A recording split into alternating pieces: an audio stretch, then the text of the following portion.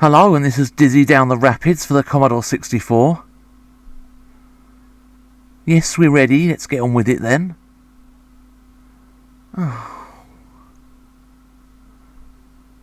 This was released in, I think, the early 1990s.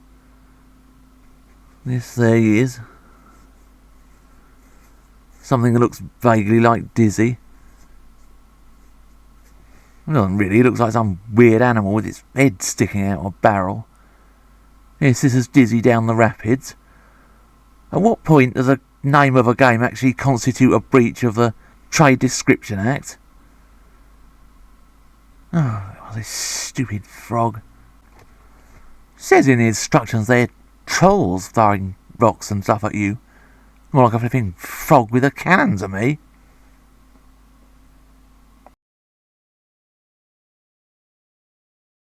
You collect them now at their extra points or something like that. I don't know whether you've ever played an arcade game called Tubin. This is basically the same thing except without any of the speed.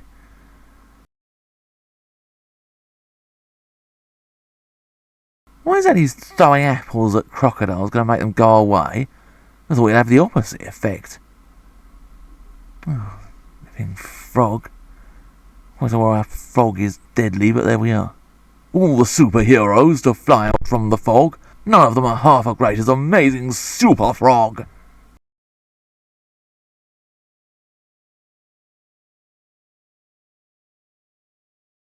Oh, now he's been killed by a sea snake or something.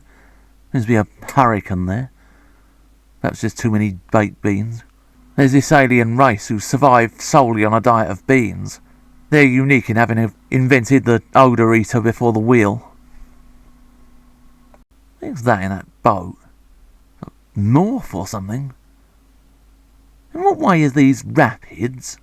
The speed he's going, he might as well just be walking across a field. Oh, no, stupid bloody bits like this.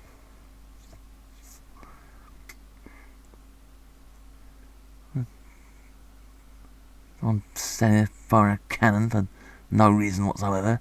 This will be a bloody nuisance to make everybody's life that bit harder. Yeah, perhaps they should be called Dizzy and the Occasional Rapids. You've got to keep stocked up with apples so you can throw them at things. Like that hippo there on the left, for example. Not quite sure why throwing apples at a hippo is going to make it go away. Then again, maybe it's Eric Pickles going for a swim. He was frightened off at the very prospect of having to eat fruit. By the way, there is no in-game music whatsoever. Just these occasional little sound effects. I knew at the beginning, in the title screen, there's a nice little tune. Alistair Brimble, a great musician. Did a lot of work for various computers, I think. Does he? Oh, flipping crocodile. Incidentally, this started life as a sub-game in a game called Fantastic Dizzy, or the Fantastic Adventures of Dizzy or something. I think it was on the SNES. It was also on the Amiga, but this bit with the barrel wasn't in that. Or if it is, you don't need to do it to complete the game. I mean, you don't just take a sub-game and try and make it into a complete... Oh, would you believe that? I don't even see these flipping things until it's too late. You get to choose where you want to appear again. I suppose that's something. And as I was saying before I was so flipping rudely interrupted, you don't just take a flipping sub-game and try and pad it out into umpteen levels. I'm not sure what the story behind this is. I think something about Dizzy was out for a stroll or something and he was attacked by Rockwart the Troll, had to escape in a barrel. I think Rockwart the Troll is one of Dizzy's kind of recurring enemies. He's never actually one of the main villains or anything, he's just a horrible git who keeps helping up. Yeah! Oh, this stupid little bird. There's not even a little bird like that sunk his barrel, killed him. Any sense whatsoever.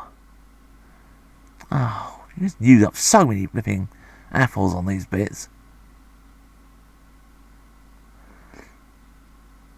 Alright, this game is not terrible, I'll admit that. It's at least better than things like flipping Bubble Dizzy and Dizzy Panic. I mean, it's still just flipping slow and boring. It's like I always say, if you're going to rip off a game, why not just do it properly?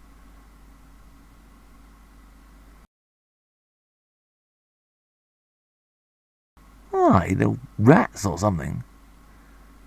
Oh, I don't know whether you can shoot this frog with a cannon. Obviously not. Where's he gone?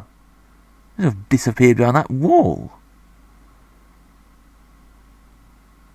Oh.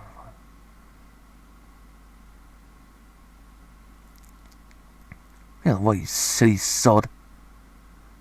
Oh, another. He managed to throw in a couple of little rapids here and there. It lasts about all of bloody 2 seconds. The first Dizzy compilation of Dizzy games had 4 proper Dizzy adventure games and 1 spin-off. The second one, Dizzy's Excellent Adventures, had 3 spin-offs and 2 proper Dizzy games, one of which was quite small. Or if in the case of the Commodore 64 one, both of them were pretty small. Which kind of tells you where the Dizzy franchise was going, really. I mean, I'm pretty sure Dizzy fans would rather have a proper Dizzy arcade adventure, platform, puzzle solving, that sort of thing. I mean, this is just a quick cash grab, really, isn't it? Let's put Dizzy into something that's absolutely bloody nothing whatsoever to do with him. Alright, it's not a bad looking game either. I mean, if they can make Commodore 64 versions of this, why can't they make Commodore 64 versions of the proper Dizzy games instead of just Spectrum ports?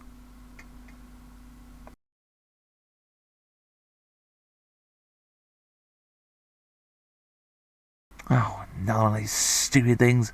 You're running out of apples. There's so many of these bloody silly things everywhere. A spike there, you've got to avoid that as well. There's another. Oh no, it's run out of apples. I'm not quite sure how we're going to do this exactly.